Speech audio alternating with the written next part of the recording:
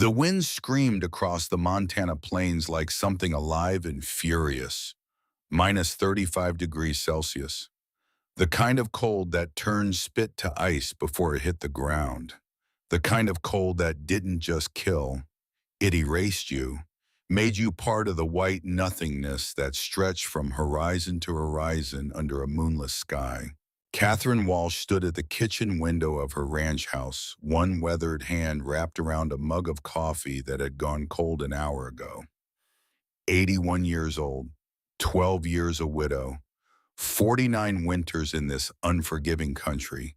She'd survived blizzards before, survived worse than blizzards. But something about tonight felt different, wrong, like the universe was holding its breath, waiting for something to break. The grandfather clock in the hallway struck 11. Each chime echoed through the empty house. Too many empty rooms, too much silence. Catherine had learned to live with silence, had made it her companion, her armor. But tonight the silence felt oppressive, heavy with anticipation. She set the spoon down, walked to the living room. Thomas's photo sat on the mantel, his marine dress blues crisp even in the faded snapshot. Gulf War veteran, medic turned rifleman, dead 12 years from a heart that finally gave out after carrying too much war. She touched the frame, said nothing. They'd said everything that mattered before he died.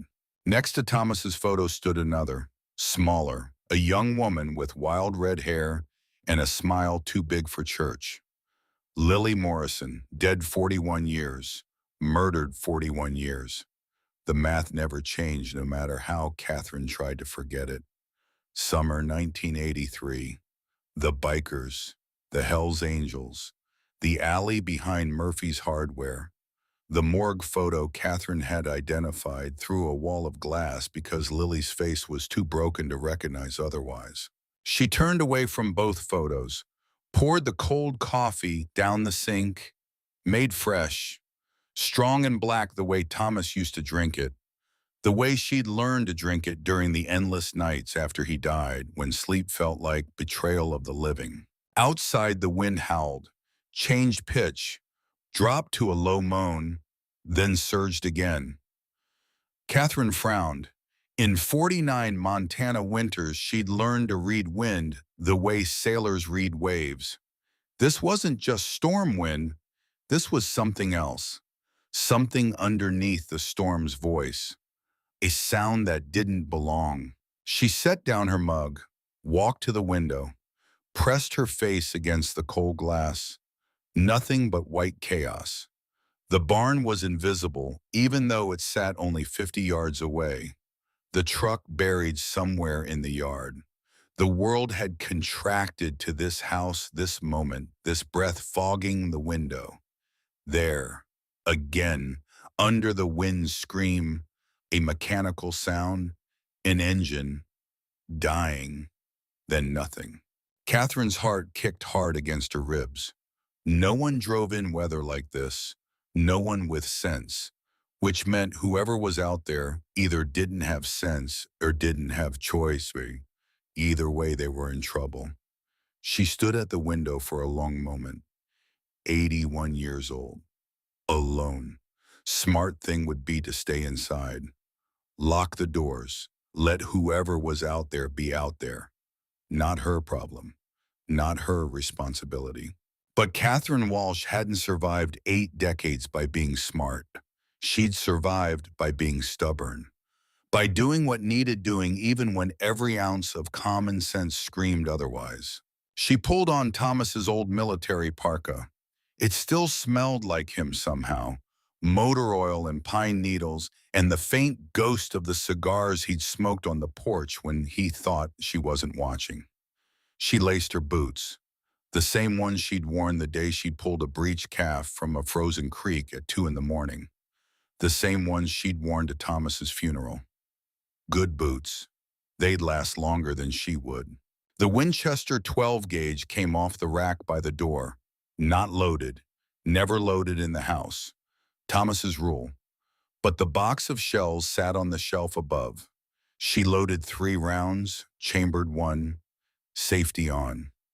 The weight of the gun in her hands felt right, familiar, comforting in a way that probably said something dark about her soul, but Catherine had made peace with the dark parts of herself years ago. She grabbed the maglite from the charging station, 4 pounds of metal and batteries that doubled as a club if needed, hit the power button. The beam cut through the darkness like a knife. The door fought her when she tried to open it. Wind pressure. She braced her shoulder against the wood and shoved. The door gave way. The cold hit her like a physical blow to the chest, took her breath, made her eyes water.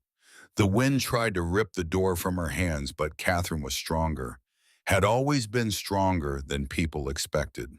She stepped out onto the porch. The world dissolved into white chaos, snow horizontal in the wind. Visibility maybe 10 feet if she was lucky. The flashlight beam barely penetrated the swirling darkness. Catherine pulled the door shut behind her. No going back now. She swept the flashlight left, then right. The barn was a ghost shape in the storm, the truck invisible. Everything looked wrong. Everything looked the same. The familiar landscape transformed into alien territory.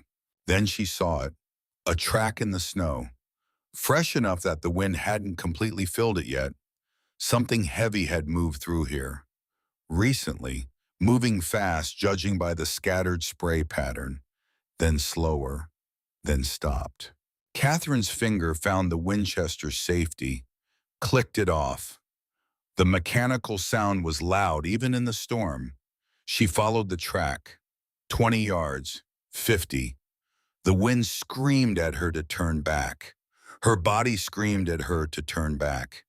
81 years old in a Montana blizzard tracking God knew what. Insanity. But she kept moving. The track led toward the property edge, where the land dropped away into a shallow gully. A dangerous spot in good weather, potentially fatal in this. Catherine's boots found the edge. She swept the flashlight down. That's when she heard it again. Not wind, not imagination. A sound that didn't belong to the storm. Mechanical, metal cooling, ticking in the cold like a countdown. Then she saw the blood, dark against white. A trail of it leading down into the gully. Arterial spray at first, then a steady drip, then drag marks. "Lord help me," Catherine whispered.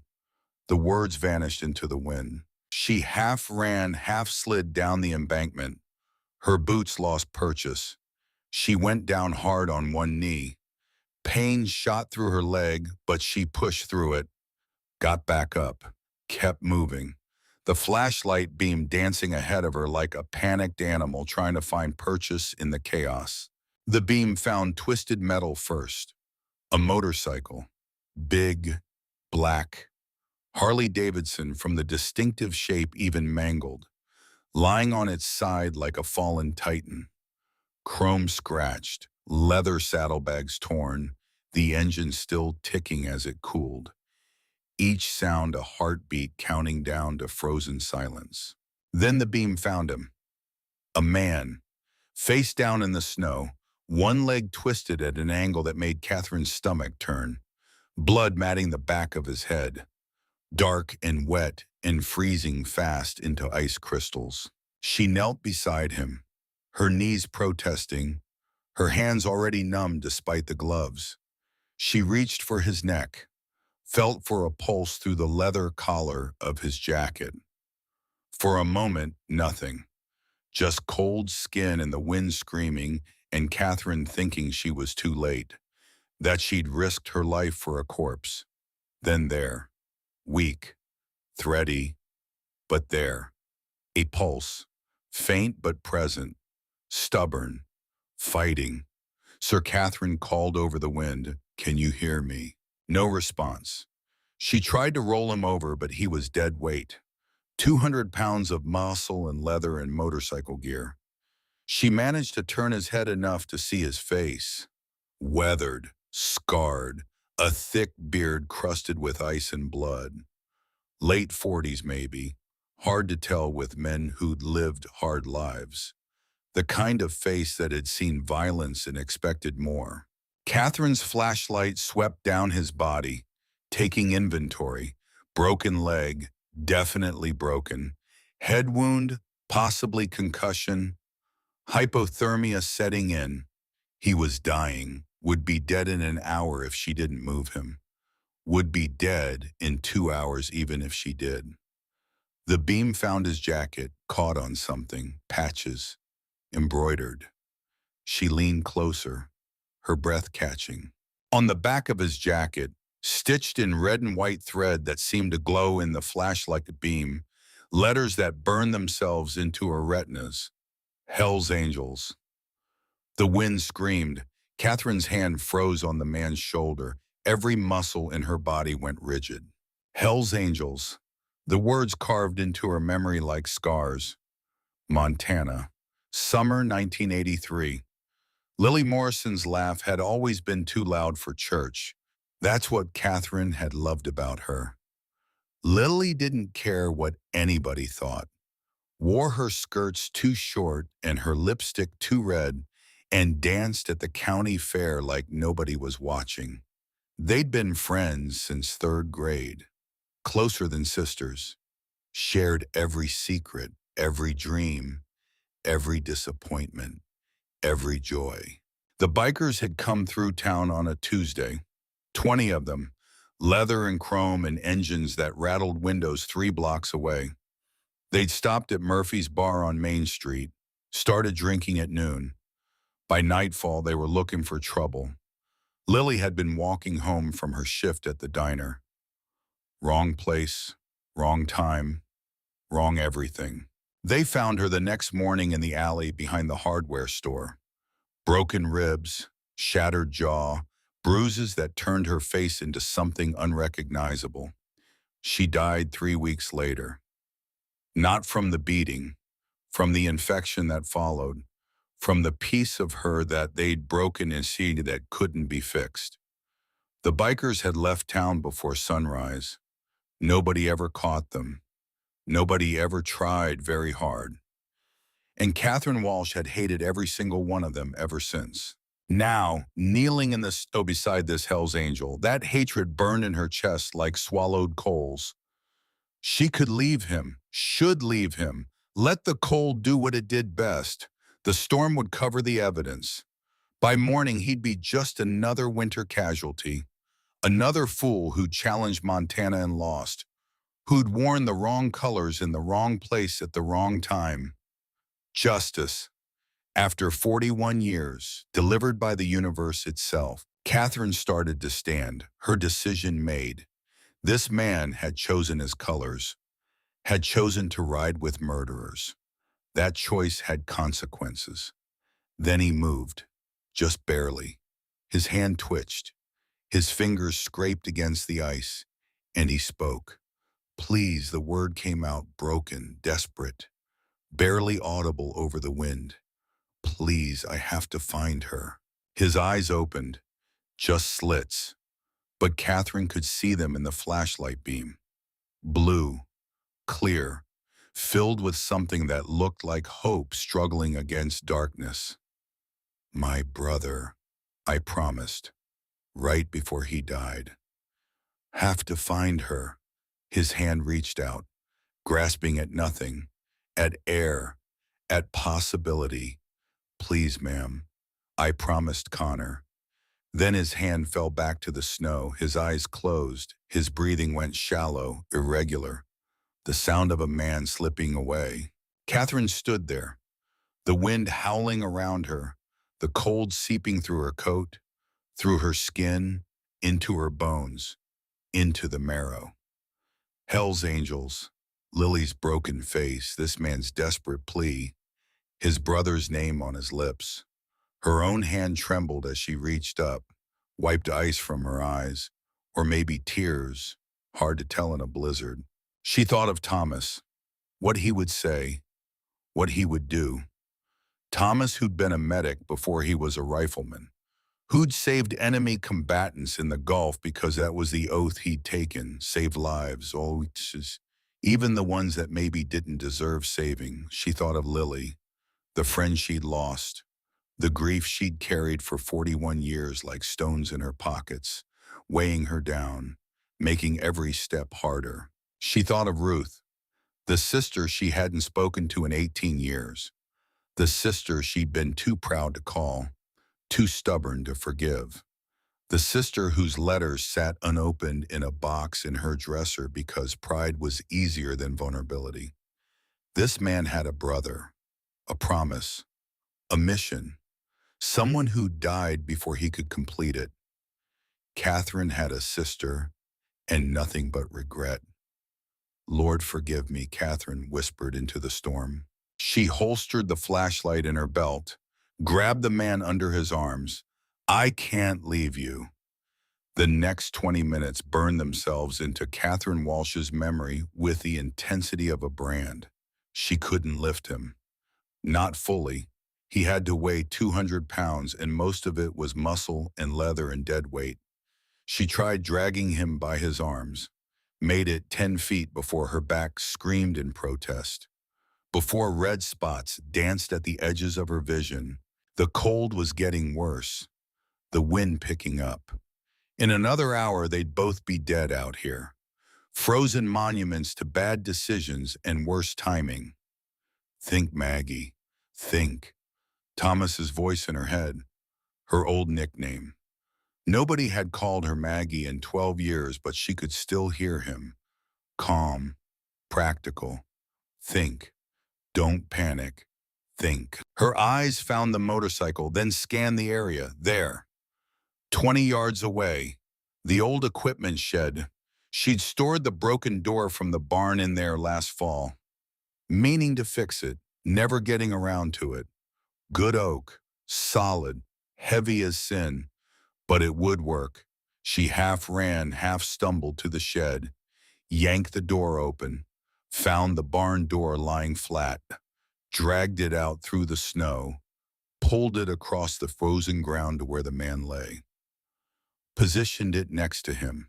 Then came the hard part. She grabbed him under the shoulders again, pulled, heaved. Her boots slipped on the ice. She went down on one knee, got back up, pulled harder, used her legs, her back, every ounce of strength in her 81-year-old body. Inch by inch, she rolled him onto the door. His broken leg twisted as he moved. Even unconscious, he groaned, a sound of pure agony that cut through the wind like a knife through cloth. I'm sorry, Catherine gasped. I'm so sorry, but I've got to move you. She found rope in the shed. Good strong hemp, the kind Thomas had used for everything. She looped it around the barn door, created a makeshift harness, put the rope over her shoulder, dug her boots into the snow, and pulled. The door didn't move. She pulled harder. Her boots carved furrows in the ice. Her back arched. Her teeth ground together. The door slid 6 inches, then a foot. Catherine Walsh pulled.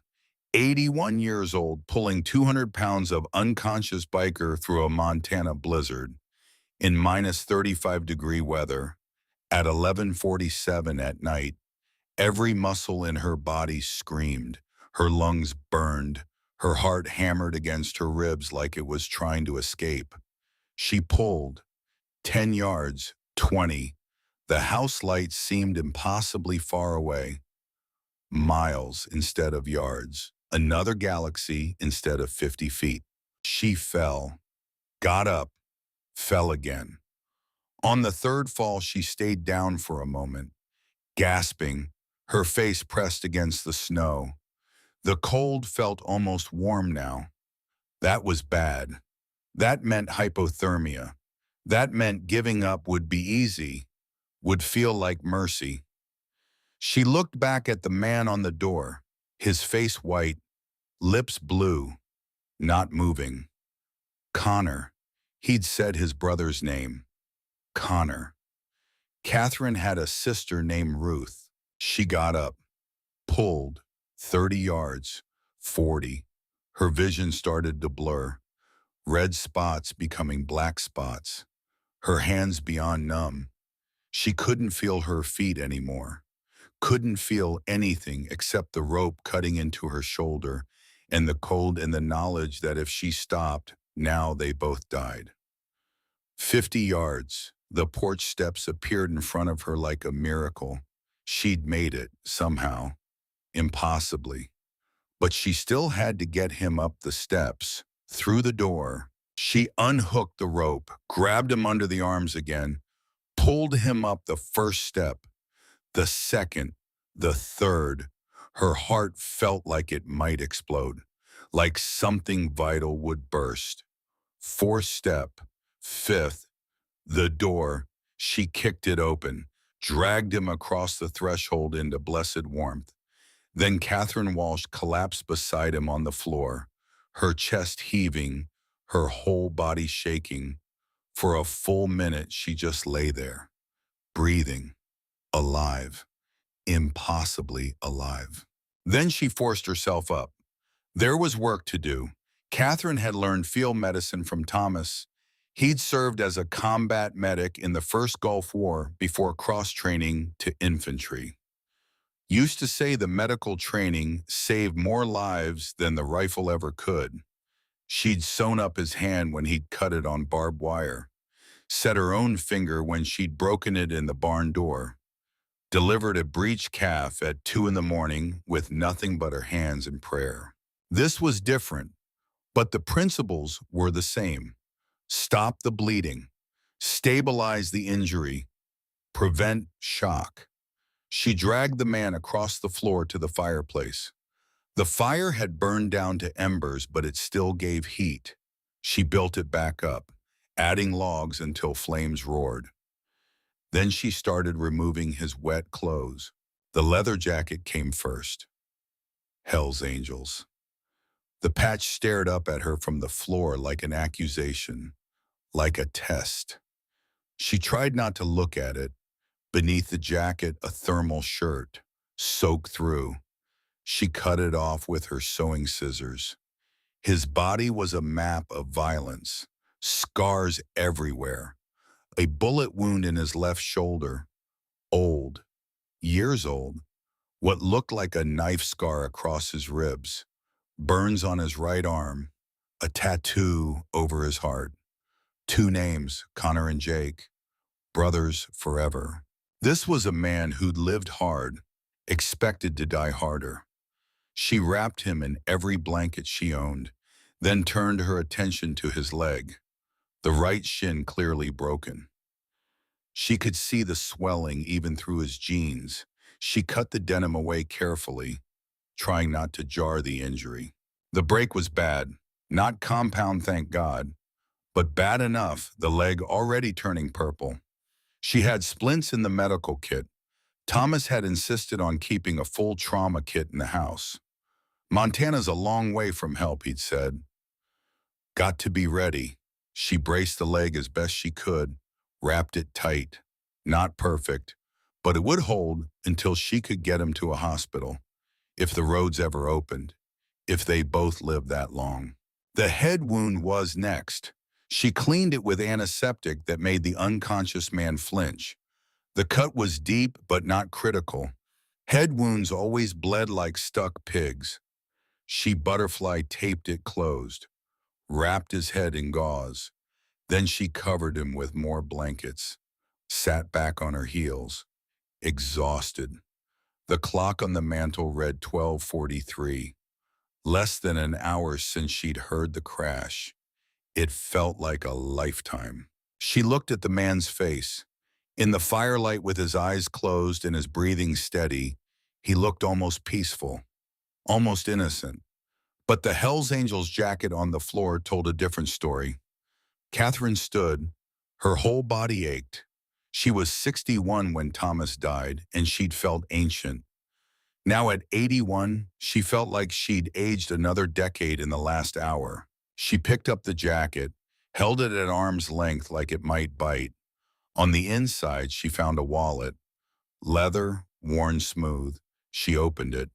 Montana driver's license. Jacob Mercer, age 47, 6'2", 210 pounds, organ donor. She kept looking. A photo fell out. Two young men, identical, twins, both in army uniforms, both smiling. One had his arm around the other's shoulder. She flipped it over, written in faded ink, Connor and Jake, Fort Benning, 1995. Brothers forever.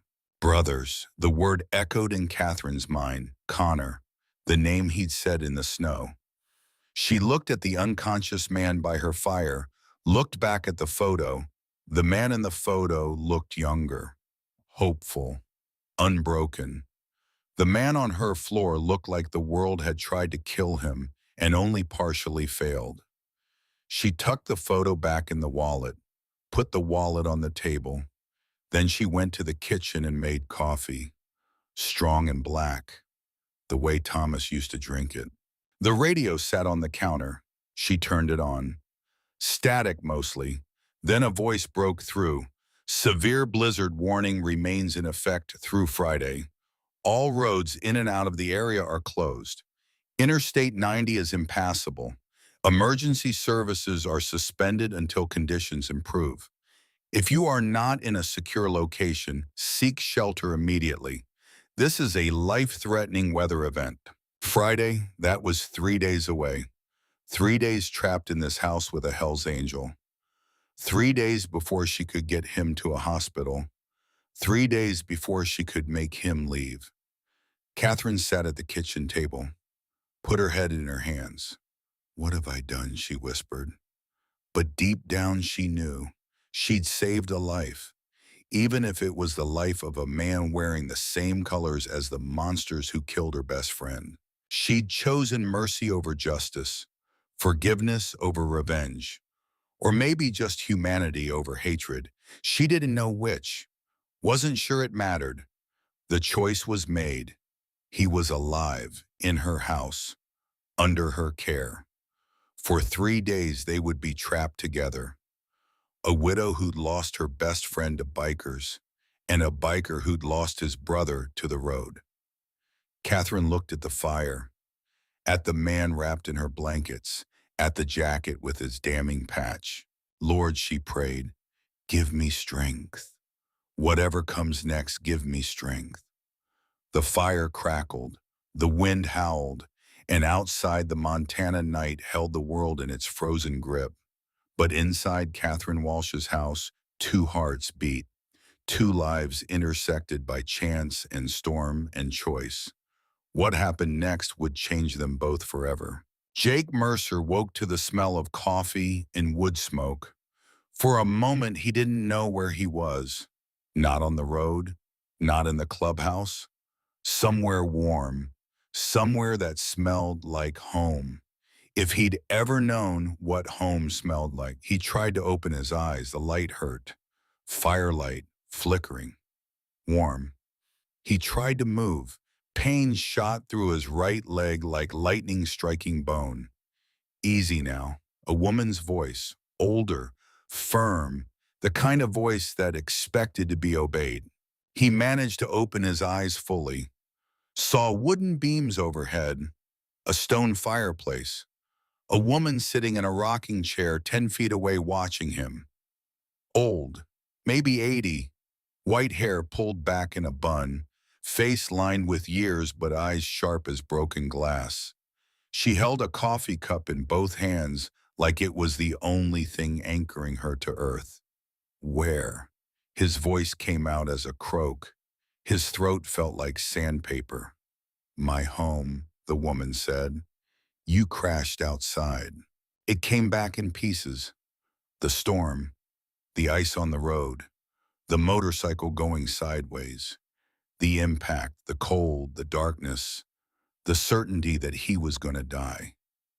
You saved me, he managed. The woman's expression didn't change. Don't mistake this for friendship. Roads are closed. I couldn't move you anywhere else. When the storm ends, you leave. Jake tried to sit up. The pain in his leg made him gasp, made his vision white out for a second. Broken shin, the woman said, splinted it best I could. You need a hospital. How far to town? 42 miles. Roads closed. Radio says storm will last 3 more days. Jake looked around the room, saw his jacket hanging by the door, the Hells Angels patch clearly visible. He looked back at the woman, saw something in her eyes, not fear, not exactly, something colder, something that looked like hatred barely held in check. You saw the patch, he said. It wasn't a question. I did. And you still saved me. The woman stood, set down her coffee cup with deliberate care. I did what needed doing. Doesn't mean I trust you. She walked to the kitchen, came back with a glass of water and 2 pills. Antibiotics, she said, for the head wound. Take them. Jake took the pills, swallowed them dry. His hands shook as he handed back the glass. Thank you, he said. The woman didn't respond, just stood there looking at him like he was a rattlesnake that had crawled into her house. Dangerous, unwelcome, but too injured to kill just yet. What's your name, Jake asked. A pause, then, Catherine Walsh. People used to call me Maggie. Jake Donovan, he started. I know, the woman interrupted. Saw your license. Jacob Mercer, according to the state of Montana. Jake Mercer, he corrected quietly. Donovan was my birth name. Took my adoptive father's name when I was 8. Another pause. The fire crackled. The wind howled outside. Mrs. Walsh, Jake said. Miss, she corrected. I'm a widow. Miss Walsh, I know what you're thinking. The jacket, the patch, I know what it means to you. You don't know anything about me. I know you're afraid. I know you're wondering if you made a mistake saving me. I know you've got a shotgun somewhere in this house, and you're thinking about whether you need to use it. Catherine's eyes narrowed. The Winchester's behind the kitchen door, actually.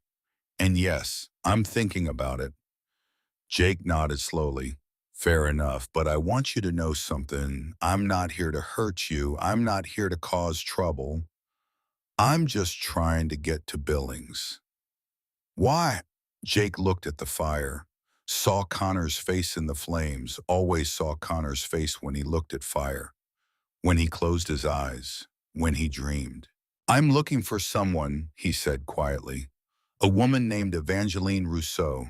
She helped me and my brother when we were kids. My brother Connor. He died 5 years ago. He wanted to find her, thank her, but he never got the chance, so I'm doing it for him. Catherine was quiet for a long moment. That's a nice story, she said finally. Doesn't change what you are. And what am I? A Hell's Angel. I am, Jake said. Have been for 23 years, but that's not all I am, isn't it? Jake met her eyes, held her gaze. I'm also a man who keeps his promises, a man who's trying to honor his brother's last wish, a man who's grateful to be alive thanks to you. Catherine turned away, walked to the window, looked out at the storm. You'll sleep in the spare room, she said, her back to him. You don't touch my things. You don't go into my bedroom. You don't make me regret this. When the road's clear, you leave. We understand each other. Yes, ma'am. Good. She walked to the hallway, stopped at the door, didn't turn around. There's soup on the stove. Help yourself when you can move. Bathroom's down the hall. Don't bleed on my floor. Then she was gone. Jake lay back down, his head spinning, his leg throbbing, his whole body aching. But he was alive. An 81-year-old woman had dragged him out of a blizzard and saved his life. An 81-year-old woman who clearly hated everything he represented. An 81-year-old woman who'd saved him anyway. Jake closed his eyes, and for the first time in 5 years, said a prayer of thanks. Catherine stood in her bedroom, her back against the closed door, her whole body shaking, not from cold, not from exhaustion, from fear, from rage, from something she couldn't name. There was a Hell's Angels in her house, in Thomas's house, sleeping in the guest room where Ruth used to stay when they were still speaking. She'd pulled him from the snow, dragged him 200 yards, saved his miserable life. Why? Because of a promise to a dead brother, because of the desperation in his voice, because she'd heard that same desperation in her own voice every time she thought about calling Ruth, every time she looked at the unopened letters in her drawer. Catherine walked to her dresser, opened the top drawer. Underneath her nightgowns, she found the box. She hadn't opened it in 9 years. Inside, letters, 20 of them, all unopened, all from Ruth. She'd recognized the handwriting every time, had held each letter in her hands, had come so close to opening them. But pride was a powerful thing. Pride and stubbornness in the belief that if Ruth really wanted to apologize, really wanted to make things right, she'd do it in person. So Catherine had put each letter in the box, told herself she'd open them someday. Someday had never come. Now there was a stranger in her house, a dangerous stranger, a stranger who was looking for a woman named Evangeline, a stranger who'd promised his dead brother he'd find her. Catherine thought about Connor, the twin in the photo, the soldier who died 5 years ago without completing his mission. She thought about Ruth, the sister she hadn't seen in 18 years, the sister who might be dead for all Catherine knew. She closed the box, put it back in the drawer. Then she walked to her bed, lay down fully clothed, and stared at the ceiling until dawn. Morning came gray and bitter. The storm had eased but not stopped. Snow still fell, thick, relentless. Catherine woke at 5:30. Force of habit. Thomas used to say she had an internal alarm clock more reliable than any battery-powered nonsense. She made coffee first, always coffee first. Then she checked on the biker. Jake, she had to think of him by name now, she supposed, was still asleep or unconscious. Hard to tell. His breathing was steady, his color better than last night. The bandage on his head showed no fresh blood. She left him sleeping, went to check the generator. The power had gone out at some point during the night. Not unusual in storms like this. That's why Thomas had installed the diesel generator. Military surplus, built to run for weeks. Catherine pulled on her parka and boots, headed to the shed. The generator sat silent. She checked the fuel, full, checked the connections, all good. She hit the starter. Nothing. She tried again. Nothing, damn it.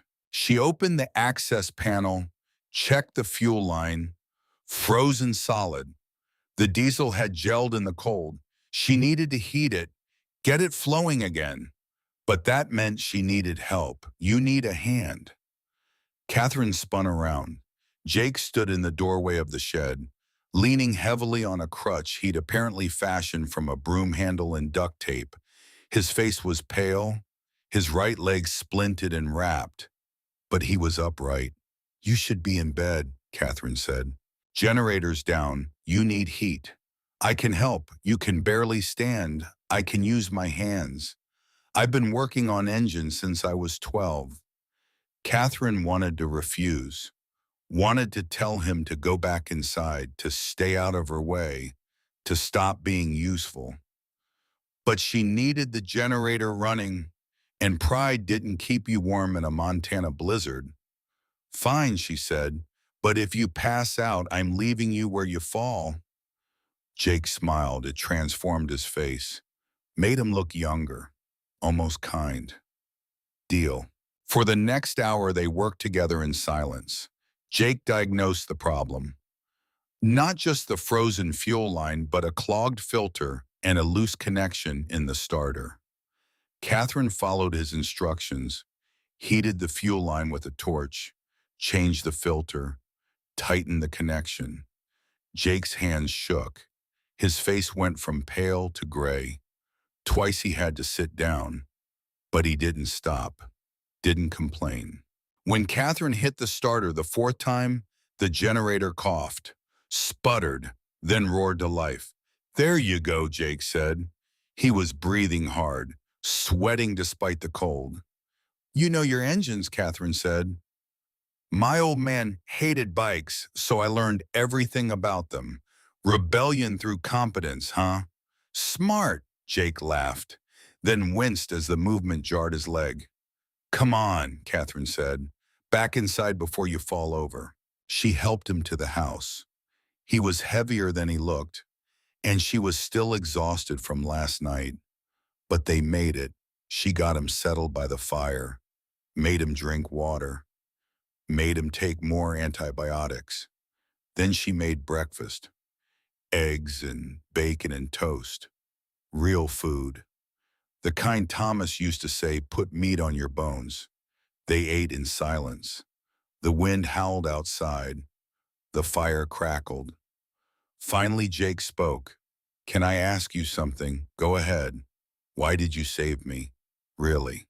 Catherine set down her fork, looked at the fire, at Thomas's photo on the mantel, at the empty chair where Ruth used to sit during Christmas dinners. Because she said quietly a long time ago, "I let pride cost me someone I loved, and I'm tired of paying that price." Jake didn't respond, just nodded slowly. They finished eating.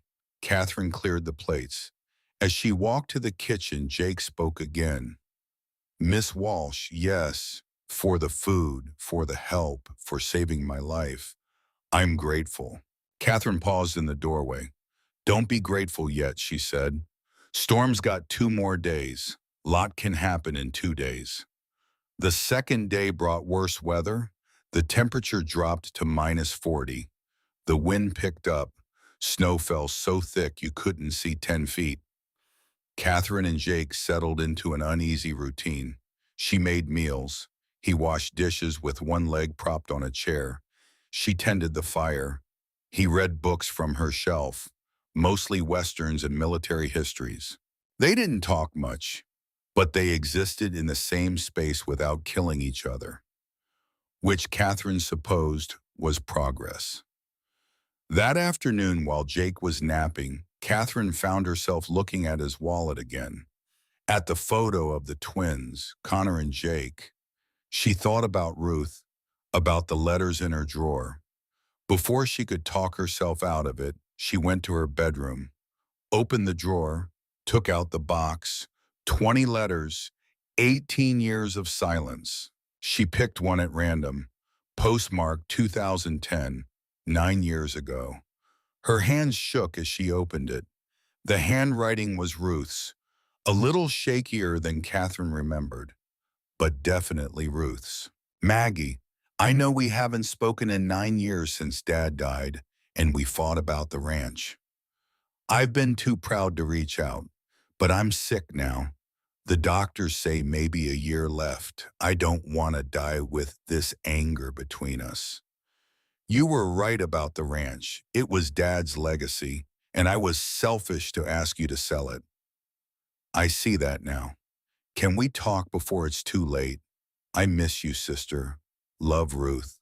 The letter was dated April 15th, 2010. 9 years ago, Ruth had been sick, had asked to talk, and Catherine had never opened the letter, had never known. She opened another letter, this one from 2012. "Maggie, still hoping you'll call. The doctors were wrong. I'm still here. Stubborn like you, I guess. I drove by the ranch last month. Saw you in the garden. You look so much like Mama. It made my heart hurt. I wanted to stop, wanted to knock on the door, but I was afraid you'd slam it in my face. Love, Ruth." Another letter, 2015. "Maggie, I came by the ranch again today. Watched you fixing the fence. You're so strong, always have been. I'm not. I need to tell you I'm sorry. I need to hear you say it's okay. but I can't seem to make myself walk up those steps. Why is it so hard to say 3 words? I'm sorry. I love you, sister. Ruth. Catherine's hands shook so hard she dropped the letters.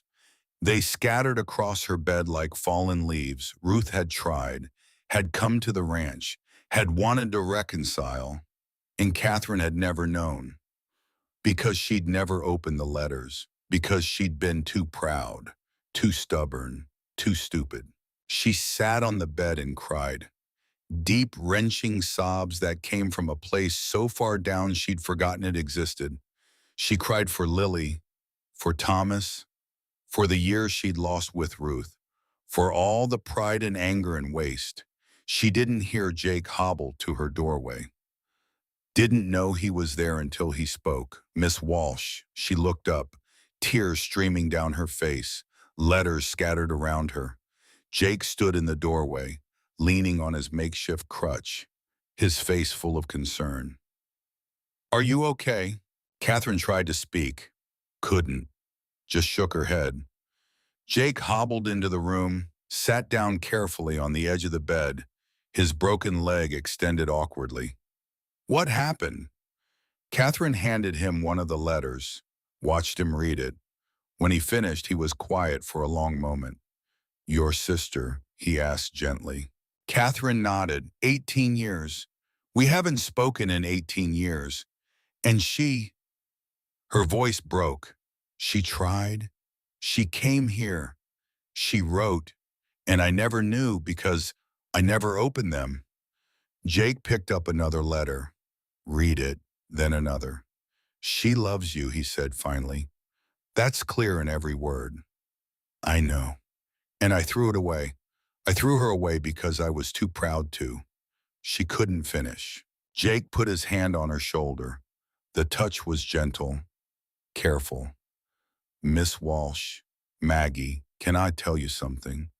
She nodded, unable to speak. My brother Connor and we didn't speak for 5 years, 2005 to 2010. 5 years. We were both too stubborn to make the first call, both waiting for the other one to apologize first. He paused, looked at the photo in his wallet that he'd pulled from his pocket.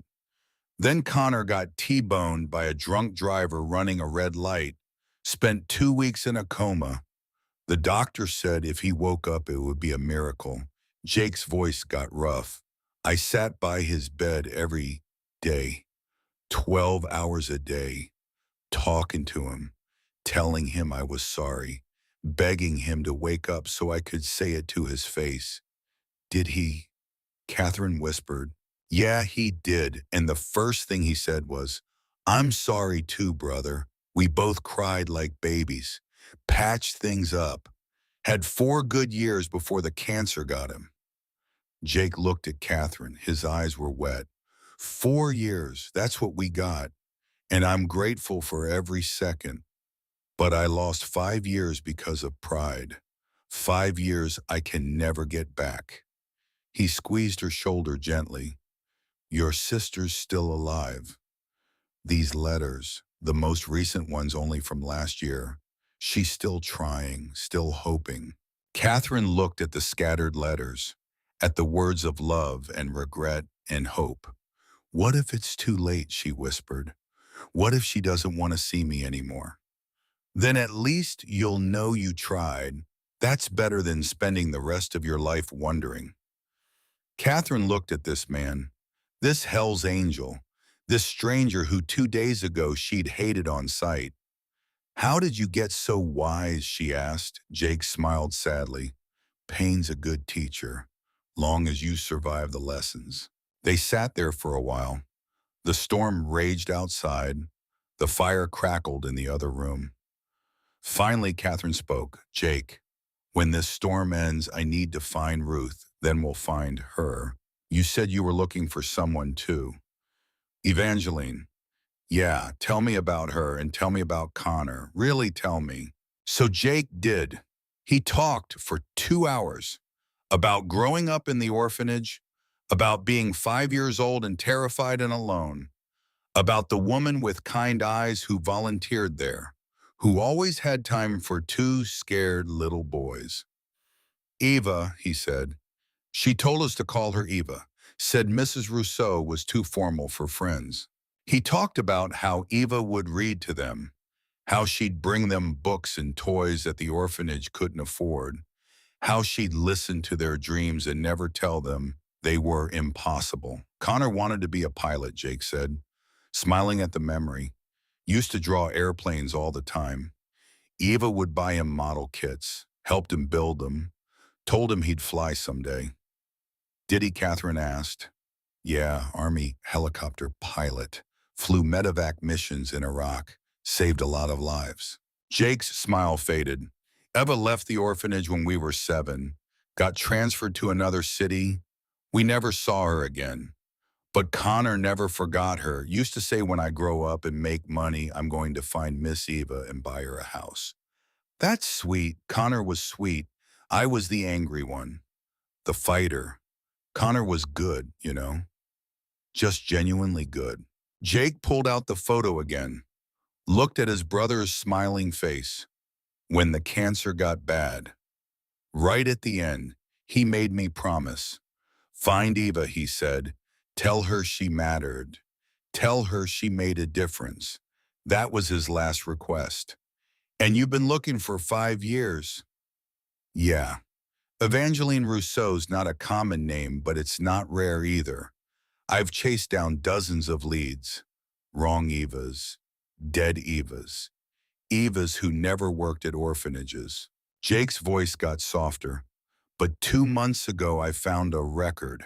A volunteer registry from a children's home in Billings. Evangeline Marie Rousseau.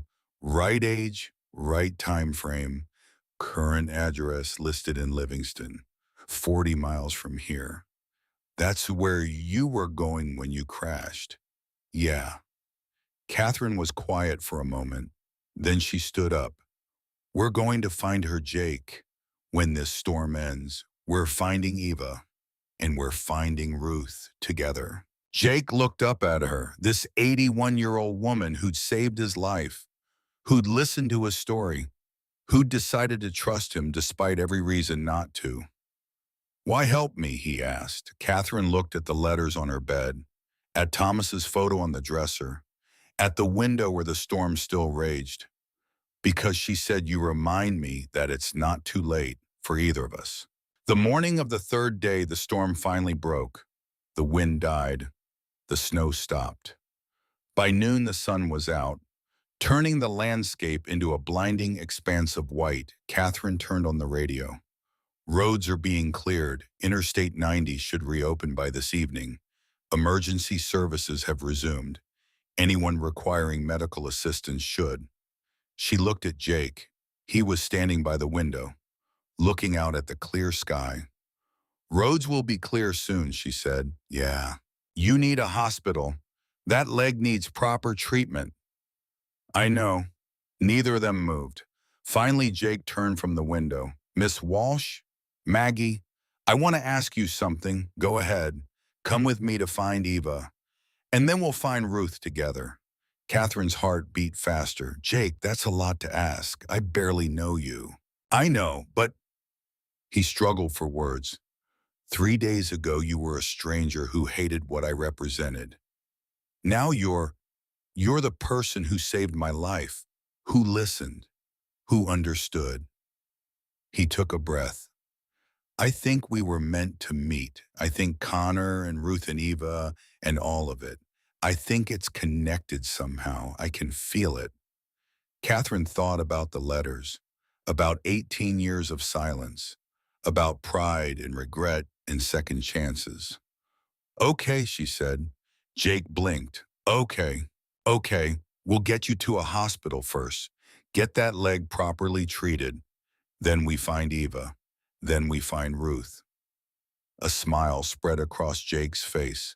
Don't smile yet, Catherine said. We don't know what we'll find. Eva might not want to see you. Ruth might slam the door in my face. Maybe, but at least we'll have tried. Catherine nodded. Least we'll have tried. 6 hours later, Thomas's rebuilt truck sat in the driveway. engine running, exhaust puffing white in the cold air. Jake sat in the passenger seat, his leg elevated on a pile of blankets, his Hell's Angels jacket back on. "I earned this patch," he'd said quietly when Catherine had looked at it. "I'm not ashamed of it." Catherine didn't argue. She was learning, slowly, that maybe the world wasn't as simple as she'd believed, that maybe monsters didn't always wear the faces she expected. She put the truck in gear, started down the long driveway toward the cleared road. Behind them, the ranch grew smaller in the rearview mirror. Ahead, the sun was setting, painting the snow gold and pink. "Maggie," Jake said. "Yeah, whatever happens. I'm glad I crashed outside your house." Catherine smiled. "That's a strange thing to be glad about." "Maybe, but it's true." They drove in comfortable silence for a while. Then Catherine spoke. "Jake." "Yeah, I'm glad too." The truck rolled on through the Montana twilight, carrying two people who'd been strangers 4 days ago, two people who'd saved each other, two people on a mission to honor the past and maybe, just maybe, save the future. The road stretched ahead, uncertain and full of possibility. The Billings Regional Medical Center smelled like every hospital Jake had ever been in. Antiseptic and floor wax and desperation poorly masked by artificial air freshener. He sat on the examination table while a doctor, maybe 50, silver-haired, with the bearing of a man who'd seen everything, poked at his leg and made disapproving noises. "You said this happened 4 days ago," Dr. William Patterson asked, peering over his reading glasses. Jake looked at Catherine, who stood by the door with her arms crossed. She raised an eyebrow. "They'd agreed on a story. Stick to it. Storm came up fast," Jake said. "Crashed the bike. Miss Walsh here found me. Patched me up best she could." The doctor looked at Catherine with something approaching respect. "You set this yourself, field medicine," Catherine said. "My late husband was a Marine. He taught me a few things." "Well, you did a remarkable job. The break is clean, no complications. Whoever splinted this knew exactly what they were doing." He turned back to Jake. "You're fortunate. Another hour in that cold and we'd be talking about amputation instead of casts." Jake met Catherine's eyes. "Yeah, I'm fortunate." The doctor ordered x-rays, fitted Jake with a proper cast and real crutches, prescribed antibiotics and pain medication, told him to stay off the leg for 6 weeks minimum. "6 weeks," Jake said. "Doc, I can't. 6 weeks. Or you risk permanent damage." "Your choice, Mr. Mercer." 2 hours later, they walked out into the winter afternoon. Jake moved better with the proper crutches, even if his pride took a hit needing them. Catherine had parked the truck at the far end of the lot. As they walked, Jake noticed her scanning the area. Old habits, looking for threats. "Thomas teach you that?" he asked. "Situational awareness," Catherine said. "He said the most dangerous thing you can do is assume you're safe." They reached the truck. Jake hauled himself into the passenger seat, his new cast awkward and heavy. Catherine climbed behind the wheel, but didn't start the engine. So she said, "Livingston's 40 miles west. We could be there in an hour." Jake pulled out the paper where he'd written Eva's last known address, stared at it like it might disappear if he looked away. 127 Pinewood Lane, Livingston, Montana. 5 years of searching, hundreds of dead ends. And now, maybe, finally, the end of the road. "You scared?" Catherine asked. "Terrified." "Good, means it matters." She started the engine, pulled out of the parking lot onto the highway. They drove in silence for the first 20 miles. The landscape rolled past, endless white broken by dark stands of pine and the occasional ranch house set back from the road. Finally, Catherine spoke. "What will you say when we find her?" Jake had thought about this 1,000 times, rehearsed it in his head during long nights on the road. But now, with the moment approaching, his mind went blank. I don't know, he admitted. How do you thank someone for kindness you barely remember, but that changed everything? You tell the truth. That's all you can do. What if she doesn't remember us? What if we were just two more kids? Catherine was quiet for a moment. Then, Jake, I've lived 81 years. People remember kindness. Maybe not the details, maybe not the names, but they remember the feeling. And from what you've told me about Eva, those kids weren't just a job to her. Jake nodded, hoped she was right. They passed a sign, Livingston 15 miles. His heart started hammering. He'd faced down enemy combatants in Kandahar, had ridden with the Hells Angels through situations that would give normal people nightmares. But the thought of knocking on Eva's door made his palms sweat. Maggie, he said, yeah, thank you for coming with me. You didn't have to. Yes, I did, she said simply, because you're helping me find Ruth, and because, she paused, because I think we're doing this for each other as much as for them. Yeah, we are. Livingston appeared on the horizon, a small town, maybe 7,000 people, mountains rising behind it like sentinels, the kind of place where everybody knew everybody and strangers stood out. Catherine stopped at a gas station, asked for directions to Pinewood Lane. The attendant, a kid maybe 20 with a sparse beard, gave them a curious look. Pinewood, north end of town, take Main to Aspen. Hang a left, follow it till you see the old church. Pinewood's right after. They followed his directions. The town gave way to older houses, well-maintained but weathered. The kind of neighborhood where people had lived for generations. Pinewood Lane was a quiet street lined with modest homes, yards buried under snow, smoke rising from chimneys. 127 was halfway down the block. A small house painted pale yellow, white trim, a porch with a swing, a mailbox shaped like a bird. Catherine pulled to the curb across the street, put the truck in park. Neither of them moved. That's it, Jake said. His voice sounded strange in his own ears. You want me to wait here? Catherine asked. No, come with me, please. They got out, crossed the street. Jake's crutches crunched in the snow. Each step felt like walking underwater. At the front walk, he stopped. His hands were shaking. Catherine put her hand on his arm. I'm right here. Jake nodded, took a breath, moved forward. The porch steps were clear of snow. Someone had salted them recently. Jake made his way up carefully, his cast making him awkward. He stood at the door, raised his hand to knock, stopped. Connor, he whispered, I'm here, brother. I made it. Then he knocked. Footsteps inside, the sound of a lock turning. The door opened. A woman stood there. Not Eva. Too young, maybe 40. Dark hair pulled back in a ponytail. Kind eyes that looked tired. Can I help you? She asked.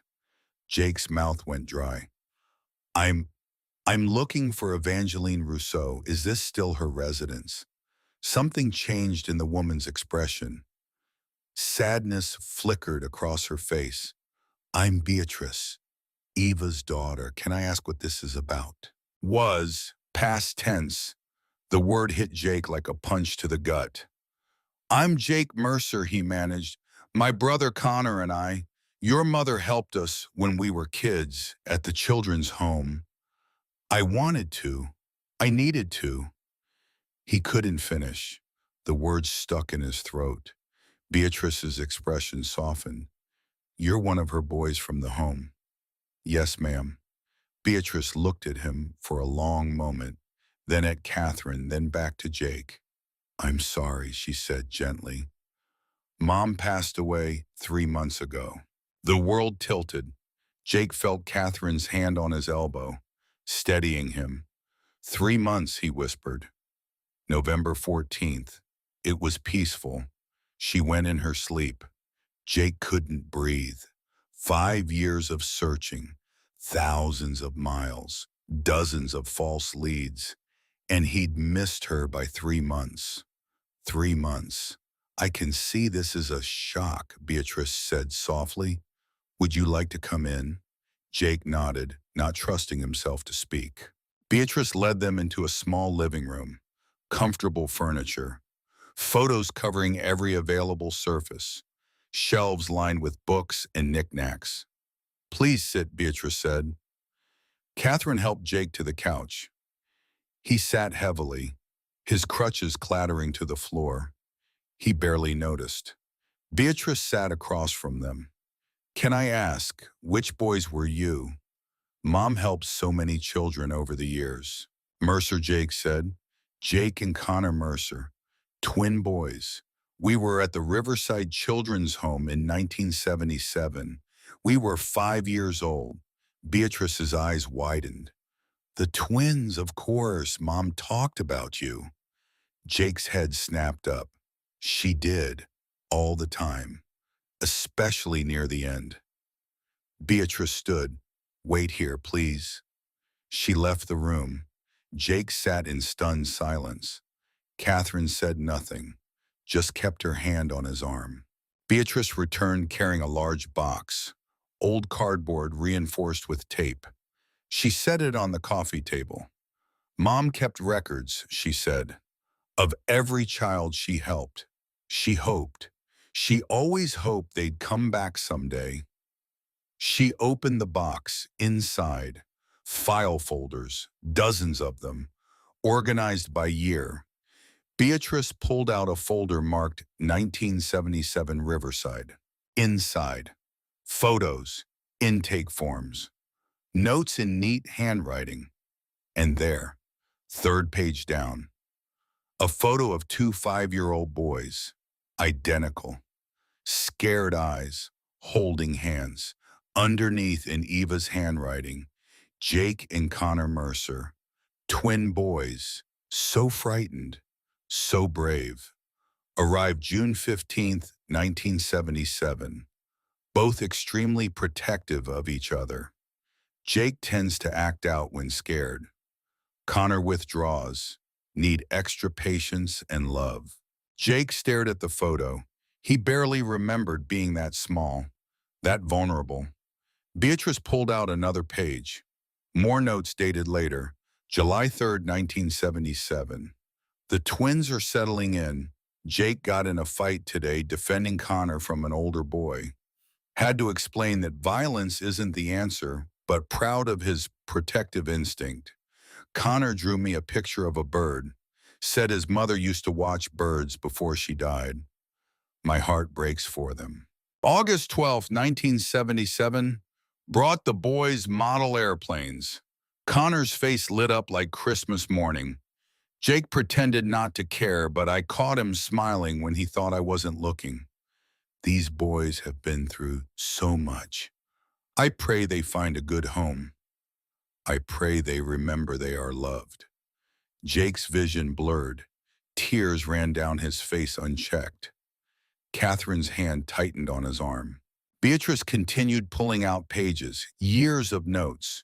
Eva had tracked them even after she'd left Riverside, had called the home to check on them, had celebrated when they'd been adopted together by a family in Idaho, had worried when the adoption had failed 2 years later and they'd gone back into the system. The last entry was dated September 1982. Lost track of the Mercer twins after they aged out of the system. Tried to find them, but no luck. I think about them often. Wonder if they remember me. Wonder if they know how special they were, how much they mattered.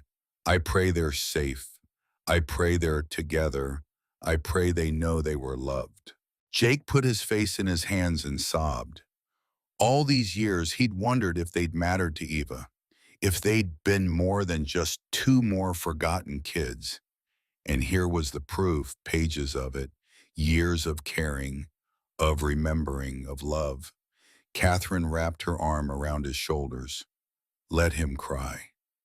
Beatrice waited quietly until the storm passed. Finally, Jake looked up, his voice raw. You have no idea what this means.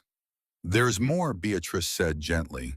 She reached into the box again, pulled out an envelope, addressed in Eva's handwriting.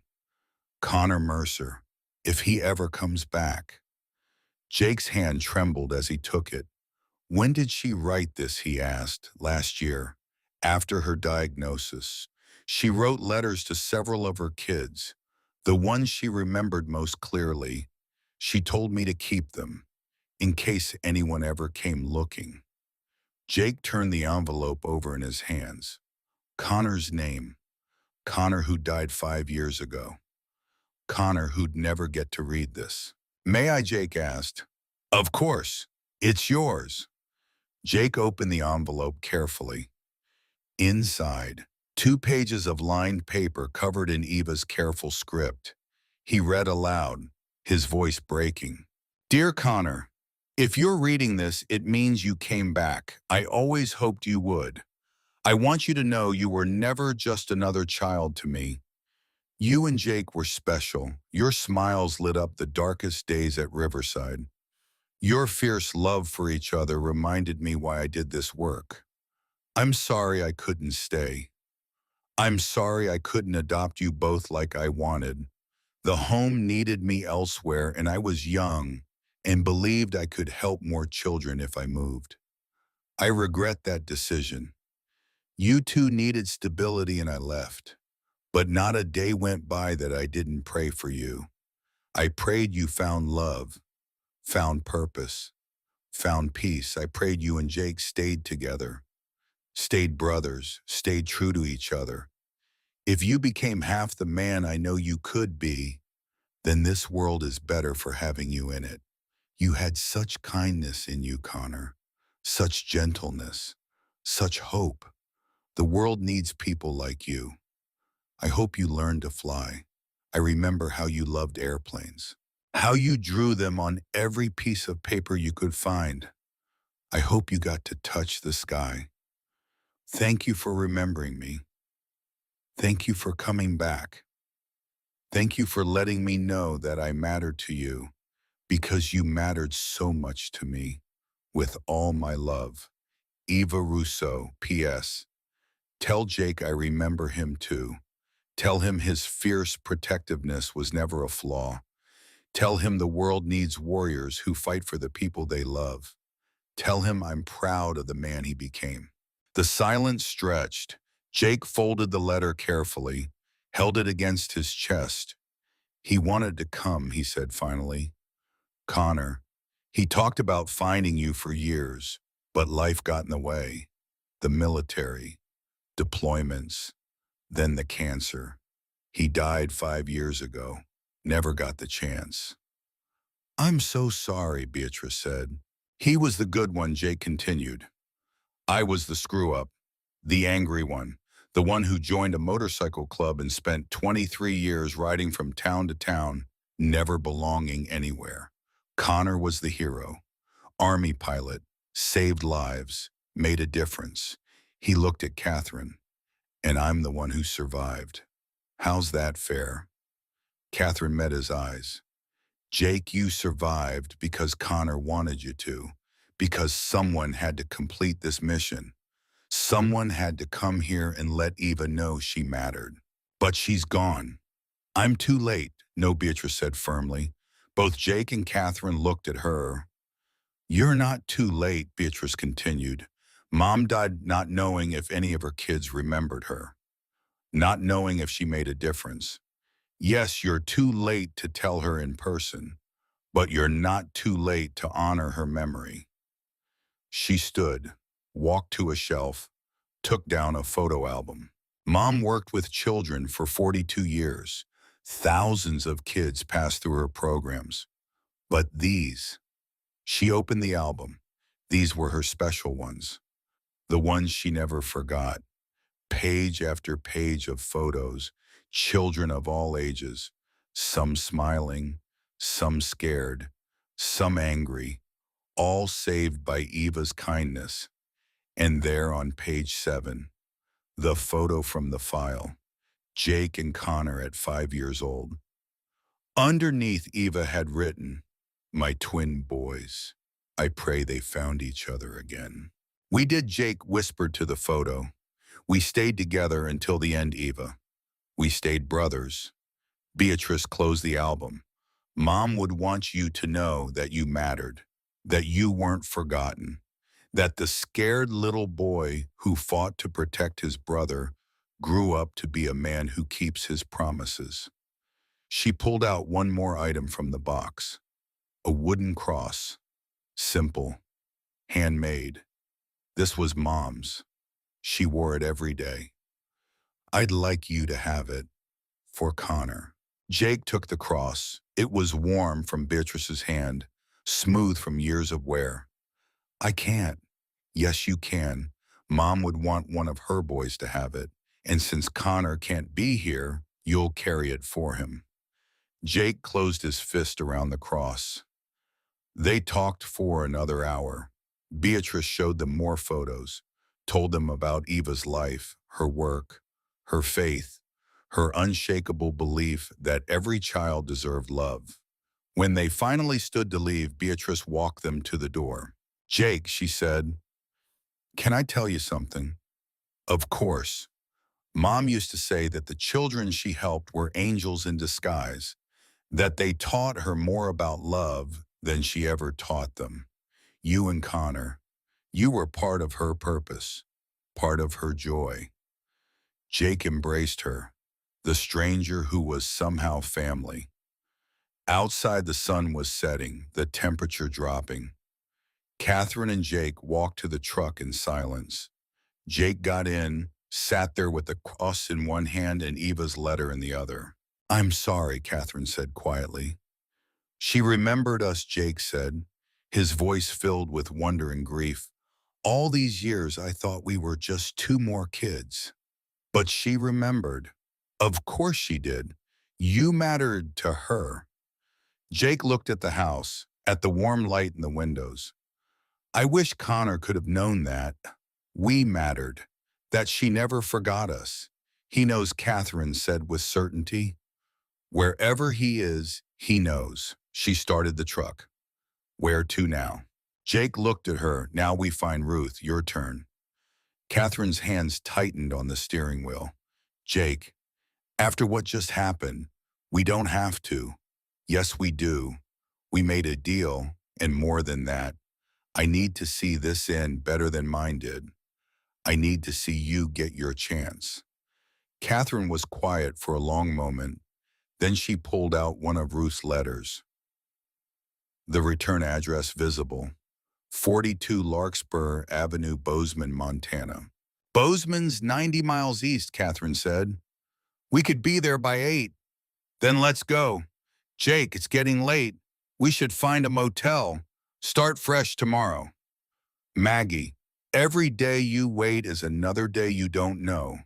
Another day of wondering. I just lost my chance. Don't lose yours." Catherine looked at the letter, at Ruth's handwriting, at 18 years of silence condensed into a few pieces of paper. "Okay," she said. "Bozeman." She pulled onto the highway heading east. The sun sank behind them, painting the sky orange and purple. Jake settled back in his seat. He felt hollowed out, like someone had scooped out his insides and left him empty, but also strangely at peace. He'd done it. He'd kept his promise to Connor. He'd found Eva, had learned that they'd mattered, that they'd been loved. It wasn't the ending he'd hoped for, but it was an ending, and sometimes that was enough. He closed his eyes, let the rumble of the road lull him. When he woke, it was dark. The truck was stopped. "Where are we?" he asked, his voice thick with sleep. "Bozeman," Catherine said. She sounded tense. He sat up, looked around. They were parked on a residential street. Nice houses. Established neighborhood. Catherine pointed to the house that matched the address on the letter. 42 Larkspur Avenue. But something was wrong. The house was dark. Not just lights off dark, empty dark. The driveway bare, no car, no signs of life, and in the front yard, a sign. For sale. No. Catherine whispered. Jake grabbed his crutches. Stay here, I'll check. Jake, your leg. I'm fine. He got out, made his way to the front porch, knocked on the door. Nothing. He tried the knob, locked. He peered through the window. Empty rooms, no furniture, no people. He made his way back to the truck. Catherine's face was pale in the dashboard lights. She's gone. We don't know that. Maybe she just moved. Or maybe she's dead.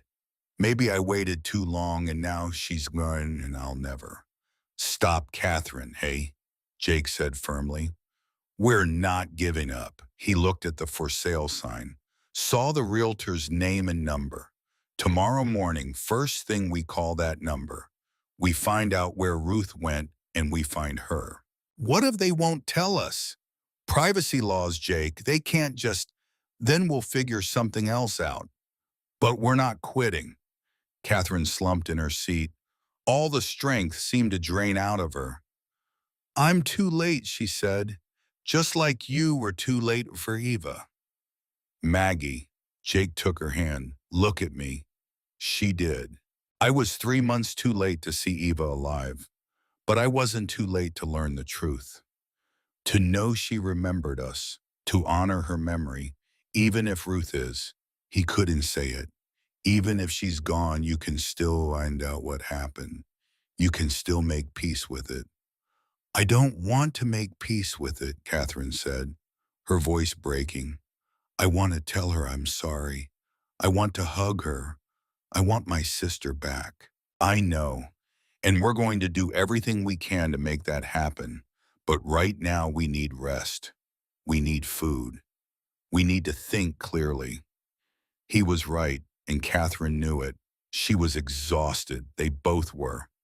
She drove to a motel on the edge of town, a mom and pop place called the Ponderosa Inn. 2 rooms available. The clerk, an elderly man with kind eyes, checked them in without comment. Their rooms were next to each other, clean but basic. Catherine helped Jake to his room, made sure he had his medication.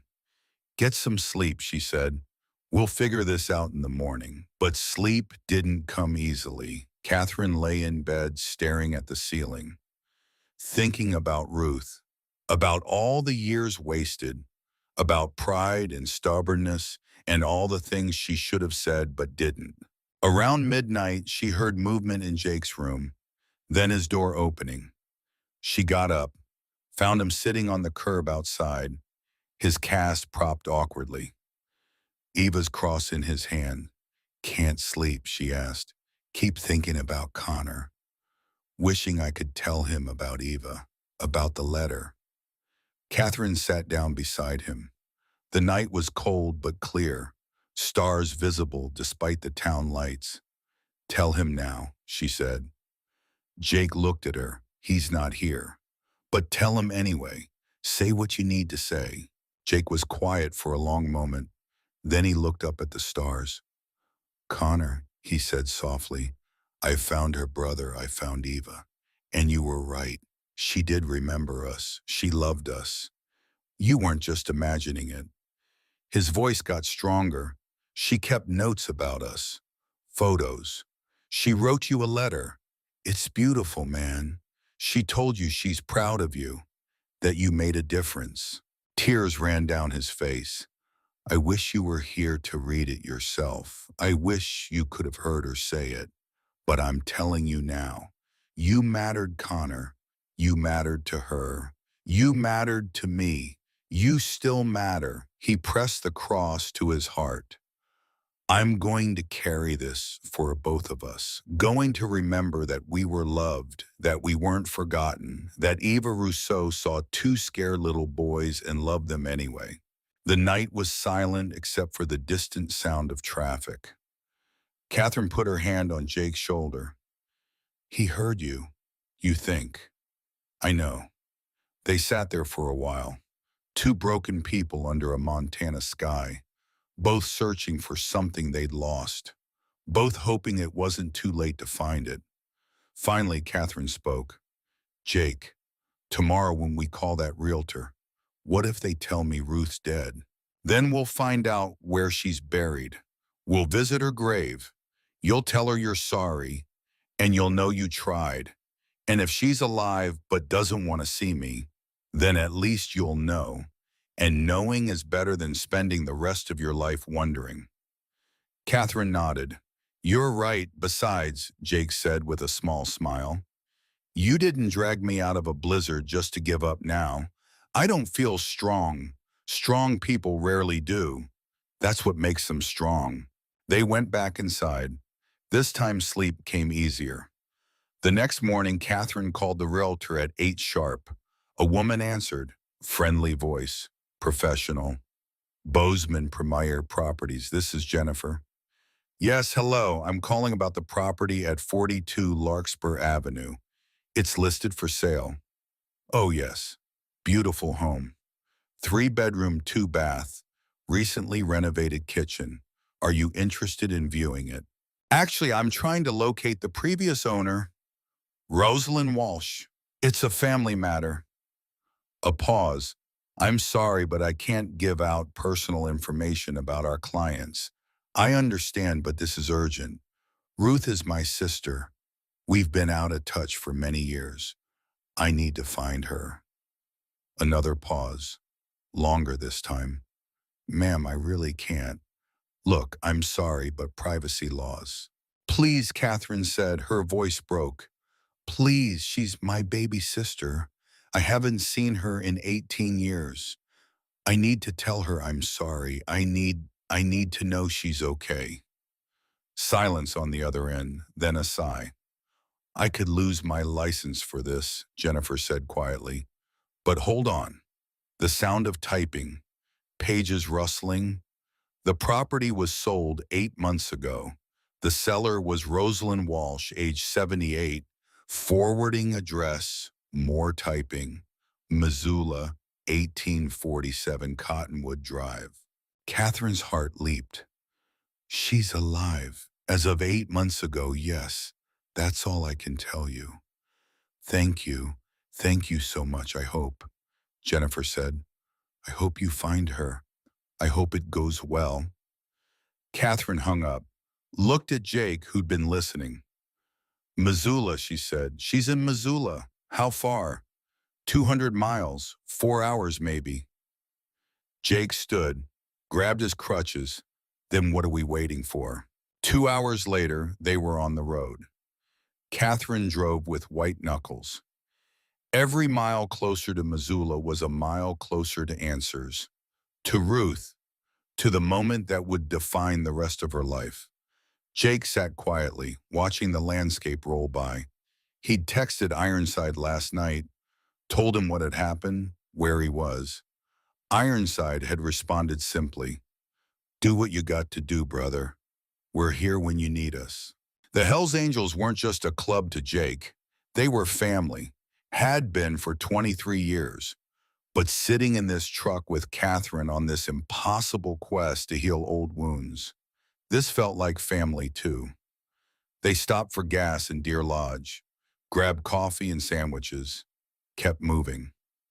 Missoula appeared on the horizon around 2 in the afternoon, bigger than Billings or Bozeman, college town, young people everywhere. Catherine followed GPS to Cottonwood Drive, a quiet neighborhood, older homes, trees bare for winter. 1847 was a small ranch-style house, yellow siding, red door, flower boxes on the windows empty, now but clearly tended. A car sat in the driveway. Someone was home. Catherine pulled to the curb, put the truck in park, then sat there. Frozen. I can't, she whispered. Jake, I can't do this. Yes, you can. What if she slams the door in my face? What if she tells me to leave? What if she's been waiting 18 years for you to knock?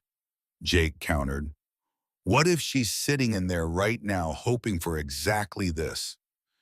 Catherine looked at the house, at the red door, at the possibility of redemption on the other side. Will you come with me, she asked, all the way to the door. They got out, walked up the sidewalk together, Jake's crutches clicking on the concrete. At the door, Catherine paused. Her hands shook as she reached for the doorbell. You've got this, Jake said quietly. Catherine pressed the button, heard the chime inside. Footsteps, slow, careful. The door opened, and there stood Rosalind Walsh. 78 years old, white hair cut short, thinner than Catherine remembered, wearing a cardigan over a simple dress, reading glasses on a chain around her neck. The sisters stared at each other. 18 years collapsed into a single moment. Maggie. Ruth's voice was barely a whisper. Ruthie. Catherine opened her mouth to speak, but Ruth stepped back, her face going pale. Ruth started, her voice shaking. I don't know if I can forgive you. The words hit Catherine like a physical blow. Ruth, Catherine started. You never called, Ruth said, her voice gaining strength. 18 years, Maggie. I wrote you 20 letters. I came to the ranch 5 times. I stood outside watching you work, and you never even tried. Tears streamed down Ruth's face. I was sick. Did you know that? I had cancer. I wrote you, told you I might die, and you never even opened the letter. Catherine's legs went weak. Jake's hand steadied her. I know, Catherine whispered. I know, and I'm so sorry. Sorry doesn't give me back 18 years, Ruth said, but her voice was softer now, wavering. You're right, Catherine said. It doesn't, and I can never make up for that. But Ruthie, I'm here now. I opened your letters, all of them, and I know I'm too late. I know I don't deserve your forgiveness, but I had to try. The sisters stood there, 2 old women separated by a threshold and a lifetime of hurt. Then Ruth spoke, her voice barely audible. I'm not dead yet. Catherine looked up. What? The cancer. It's gone. Been in remission 9 years. I'm not dead yet, Maggie. Tears poured down Catherine's face. I thought you might be. Well, I'm not. Ruth's face softened. I'm stubborn, like you. She stepped forward, put her hand on Catherine's cheek. I've been waiting 18 years for you to knock on this door. Then she pulled Catherine into her arms. The sisters held each other and cried. 18 years of pain and regret and love poured out in that embrace. Jake stepped back, gave them space, his own eyes wet. Finally, the sisters separated, both crying, both smiling. Come in, Ruth said. Please come in. She looked at Jake. Both of you. They went inside. The house was warm, lived in, photos on every wall, books on every surface. Ruth made tea. Her hands shook as she poured. They sat in the living room, Catherine and Ruth on the couch, holding hands like they were afraid to let go. Jake in a chair, quiet, bearing witness. How did you find me? Ruth asked. Your letters, Catherine said. I finally opened them, and Jake here. He helped me track you down. Ruth looked at Jake, really looked at him. You saved my sister's life. She saved mine first, Jake said simply. Then your family, Ruth said. Anyone who takes care of Maggie is family to me. Jake ducked his head. I appreciate that, ma'am. Ruth, she corrected. Call me Ruth. The afternoon turned to evening. Ruth made dinner, simple food, pot roast and potatoes and vegetables from her summer garden, preserved and frozen. They ate together, talked, laughed, cried a little more. They talked for hours about their father's death, about the fight over the ranch, about Ruth's life, her late husband Gerald, who'd passed 10 years ago, her work as a librarian, the garden she tended in summer, the letters, the visits to the ranch, the years of wanting to reconcile but not knowing how. I drove by the ranch last month, Ruth said, right before Christmas. The place looked so lonely, so empty. And I thought maybe you'd moved, maybe you'd sold it after all. Never, Catherine said. That ranch is my home, Dad's legacy, our legacy. And Ruth, she took a breath. It's your legacy too. It always was. I should have shared it with you instead of hoarding it. I didn't want the ranch mags. Not really. I just wanted to feel like I mattered as much as it did. You matter more. You always did. I was just too blind to show it. Ruth started crying again. Catherine joined her. Jake stood quietly. I'm going to step outside, give you two some privacy. Jake, wait, Catherine said. Ruth, I need to tell you something about Jake, about how we met. And she did. She told the whole story, the storm, the crash, finding Jake in the snow, dragging him to safety despite hating what he represented, the 3 days trapped together, the journey to find Eva. He gave me the courage to find you, Catherine finished. He showed me it's never too late. Ruth looked at Jake with new eyes. Then you're not just family, Ruth said. You're a blessing. Around 8, Jake's phone rang. Ironside, brother, just checking in, you good? Yeah, we found her, Catherine's sister. They're together now. Good, real good. Listen, the club's planning to ride through Montana next week. Thought maybe we'd swing by. Pay our respects to the woman who saved your ass. Jake looked at Catherine and Ruth, at two sisters reunited after 18 years. I'd like that, he said. I'd like that a lot. He hung up, looked at the sisters. Maggie, how would you feel about some visitors at the ranch next week? The club. Catherine hesitated.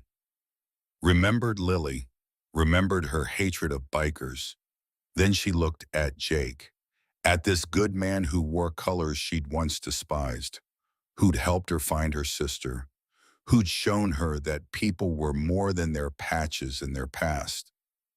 They're welcome, she said. All of them, Jake smiled. As night fell, Ruth insisted they stay.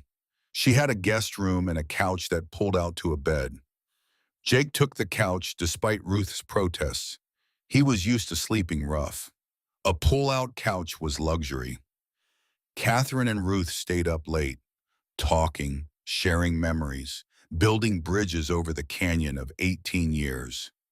Jake lay in the dark, listening to their voices in the other room, the sound of laughter, of healing. He thought about Connor, about Eva, about promises kept even if they came too late. He touched the cross around his neck. Eva's cross, a reminder that love endures, that kindness matters, that the scared little boy he'd been had grown into a man who kept his word. We did it, Connor, he thought. We finished the mission. And for the first time in 5 years, Jake Mercer slept without nightmares. In the other room, Catherine and Ruth finally said goodnight. Catherine lay in Ruth's guest bed, comfortable, safe, home. She thought about the storm, about finding Jake, about the impossible journey that had led her here. Thank you, Thomas, she whispered, for teaching me to save lives, for teaching me about second chances. She closed her eyes, smiled, and slept peacefully for the first time in 12 years. Outside Montana, winter held the world in its frozen grip, but inside 2 houses in 2 towns, warmth had returned, promises kept, sisters reunited, families forged from strangers in storm. February came to Montana with the reluctance of something not quite ready to let go of winter. The snow persisted but softer now, less vindictive. The temperature climbed above zero most days.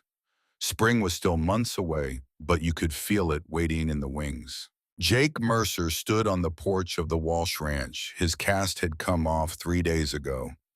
The doctor said he was lucky. The leg healed clean. 6 weeks of following orders for once in his life. He touched the cross around his neck. Eva's cross. Thought about Connor, about promises and roads that led places you didn't expect. Behind him, the screen door opened. Catherine stepped out, 2 steaming mugs in her hands. Coffee. Always coffee. Morning, she said. Morning. Ruth's making breakfast. Says you're too skinny. Jake smiled. Your sister says that every morning. Well, you are too skinny. Catherine handed him a mug, and she's right. They stood together in comfortable silence, watching the sun come up over the eastern fields, the land that had been in Catherine's family for 3 generations, the land that Ruth had wanted to sell 18 years ago, the land that had nearly destroyed their relationship. Now Ruth was inside making breakfast, had been living at the ranch for 2 weeks, just temporarily she'd said at first, but her house in Missoula had a buyer. The paperwork was in motion. Temporary was becoming permanent. Jake had stayed too, just until my leg heals, he'd told himself at first. But the leg was healed now, and he was still here. They coming today, Catherine asked. Yeah. Ironside said noon. You nervous? A little. You. Catherine took a sip of coffee, looked out at the ranch, at the barn where Thomas had taught her to deliver calves, at the fence line she'd mended alone for 12 years, at the driveway where a Hell's Angel had crashed into her life and changed everything. No, she said, I'm not nervous. The rumble of motorcycles arrived at 11:45. Jake heard them before he saw them. That distinctive Harley sound, 10 bikes coming up the long driveway, chrome gleaming in the winter sun. Catherine stood on the porch, Ruth beside her, Jake halfway between the house and the yard, his hand instinctively going to the cross around his neck. The bikes circled once, then cut their engines. Silence fell. Ironside dismounted first. Massive man, gray beard down to his chest, eyes hidden behind mirrored sunglasses. He pulled them off, looked at Jake, then smiled. Reaper, you look good, healthy, feel good. They embraced hard the way men do when words aren't enough. The other riders dismounted. Hammer, Doc, Redbone, Cisco, Snake, Ghost, Wrench, Tiny, Mouse, Jake's brothers, his family for 23 years. Ironside turned to Catherine and Ruth, pulled off his bandana, held it respectfully in his hands. Ma'am, he said to Catherine, I'm Ironside, president of the Montana Hells Angels. This is my crew. Catherine stepped forward, small, white-haired, 81 years old, facing down 10 bikers without a trace of fear in her eyes. Margaret Walsh, she said, this is my sister Rosalind. Welcome to our home. Ironside nodded slowly. We came to pay our respects, ma'am, for saving our brother, for giving him shelter, for showing him kindness when you had every reason not to. I did what needed doing, Catherine said. No, ma'am, Ironside said. You did what good people do. There's a difference. He reached into his jacket, pulled out a folded piece of leather, a vest, black, different from the ones the men wore, no bottom rocker, no territory markings, just the winged death head, the Hells Angels logo, and underneath, stitched in white thread, Maggie, friend of the club. Ironside held it out. In our world, ma'am, this means something. Means you're under our protection. Means anywhere you go, any Hell's Angel sees this patch, they'll treat you like family. Because that's what you are now. Catherine stared at the vest, at the patch she'd hated for 41 years, at the colors that had represented everything evil in her world since the day they found Lily in that alley. Jake held his breath. Slowly, Catherine reached out, took the vest. I never thought I'd wear these colors, she said quietly. You earned them, Ironside said simply. Catherine looked at Jake, at the cross around his neck, at the man who'd shown her that people were more than their worst moments, more than their mistakes, more than their patches. She put on the vest. It hung loose on her small frame, but somehow it looked right. Ironside smiled. The honor's ours, ma'am. Ruth stepped forward. Well, if you boys are going to be family, you might as well come inside and eat. I made enough food for an army. The bikers followed her into the house, big men in leather and denim filling Catherine's kitchen with their presence. But they were gentle, respectful, called both women ma'am, wiped their boots before coming inside, helped set the table. They ate together. Roast beef and mashed potatoes and green beans from Ruth's garden last summer, preserved and frozen, fresh bread, apple pie. The bikers told stories about rides and close calls and brothers they'd lost, about the code they lived by, loyalty, brotherhood, protection. Catherine listened, and slowly she began to understand. These weren't the men who'd killed Lily. These were men who'd built a family from nothing, who'd found belonging in a world that had rejected them. Not so different from her, really.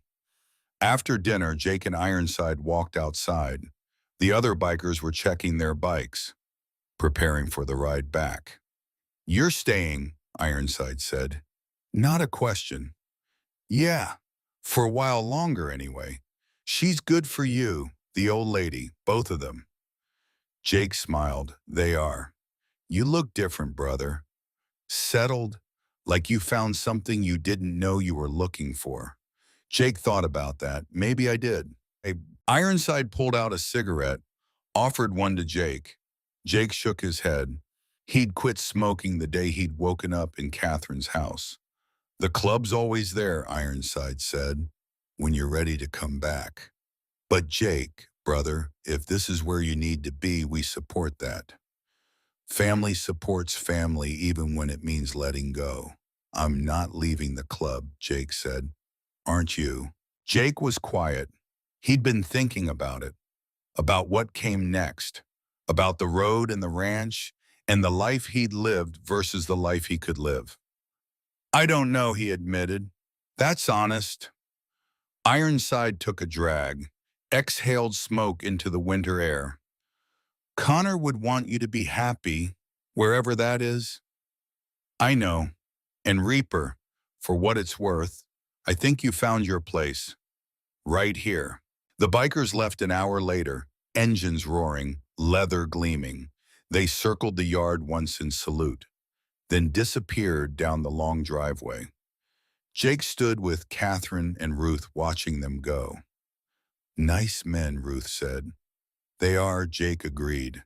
Catherine said nothing, just looked at the vest in her hands, at the patch she'd never thought she'd wear. Thomas would have liked them, she said finally. Jake smiled. Yeah, I think he would have. That night after Ruth had gone to bed, Jake and Catherine sat on the porch. The sky was clear, stars visible. The kind of night that made you believe in something bigger than yourself, Catherine said. Can I ask you something? Anything. What are you going to do when there's no reason to stay? Jake had been asking himself the same question for 2 weeks. I don't know, he said honestly. The club is my family, has been for 23 years. But this place, you and Ruth, It feels like family, too. You can have both, you know. Visit us. Go back to the club. You don't have to choose. Don't I? Catherine was quiet for a moment. What do you want, Jake? Really want? Jake looked out at the dark fields, at the barn where he'd been helping Catherine with repairs, at the fence line he'd mended last week, at the garden plot where Ruth wanted to plant vegetables come summer. I want what Connor never got, he said quietly. I want a home, not just a place to sleep, but a real home, with people who know my name, who care if I come back at night. He stopped, shook his head. Sounds foolish. No, Catherine said. It sounds human. She stood, put her hand on his shoulder. Jake Mercer, you saved my life as much as I saved yours. You gave me back my sister. You showed me that forgiveness is possible. That family is what you make it, not just what you're born into. She squeezed his shoulder. This ranch has been empty too long, lonely too long. If you want a home, it's here, for as long as you want it. Jake's throat tightened. Maggie, I can't just... You can. Thomas built this place to be a home, not just for us, for anyone who needed it. He'd want you here. I want you here. And I think Connor would want it too. Jake looked up at her, this woman who'd dragged him from a blizzard, who'd taught him about second chances. Thank you, he managed. Thank me by staying, Catherine said. Then she went inside. Jake sat alone in the dark, thinking about roads and homes and the difference between running and arriving.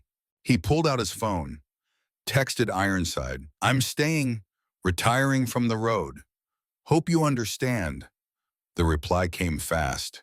I do, brother. You earned your rest. Come visit when you can. We'll always have a place for you. Jake looked at the message for a long time.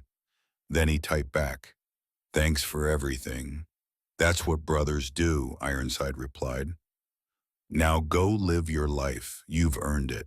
Jake put the phone away, sat under the Montana stars, and felt for the first time since Connor died like he could breathe. Spring came slowly to Montana, but it came. The snow melted, the fields turned from white to brown to green. Catherine and Ruth and Jake fell into a rhythm, working together, living together, becoming something that looked a lot like family.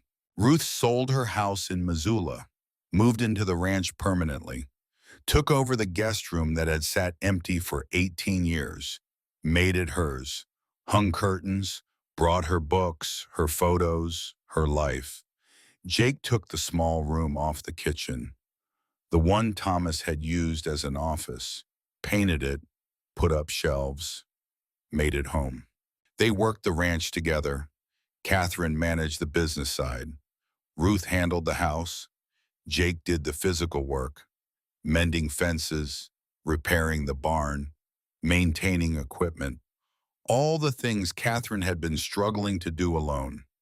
The Hells Angels visited twice more that spring, each time staying for dinner, talking with Catherine and Ruth like old friends. The second time Ironside pulled Jake aside.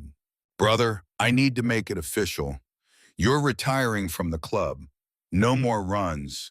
No more mandatory meetings. You're done. Jake nodded slowly. I understand. But Ironside continued. You're still a Hells Angel. That doesn't change. You earn that patch. You keep it. And if you ever need us, we're there, always.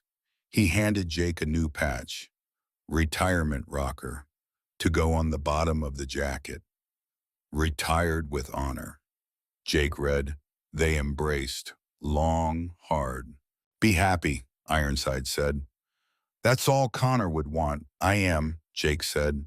For the first time in my life, I really am. One afternoon in late April, Catherine took Jake to the cemetery. Small, local, most of the graves old, weathered headstones marking lives long over. Lily Morrison's grave was in the back corner under a cottonwood tree. The headstone simple. Lily Rose Morrison, 1951 to 1983. Gone too soon. Forever loved. Catherine knelt. Placed flowers on the grave. Wildflowers. Lily's favorite. Heidi, she said softly. It's been too long. I'm sorry. Jake stood back, giving her space. I've been angry at the men who did this to you, Catherine continued. At the world for taking you. At myself for not being there to protect you. She touched the headstone. I let that anger make me hard, Dee. Made me hate people I didn't know. Judge them for wearing the same patches as the men who hurt you. She looked back at Jake. But I met someone, a biker, a Hell's Angel, and he showed me something.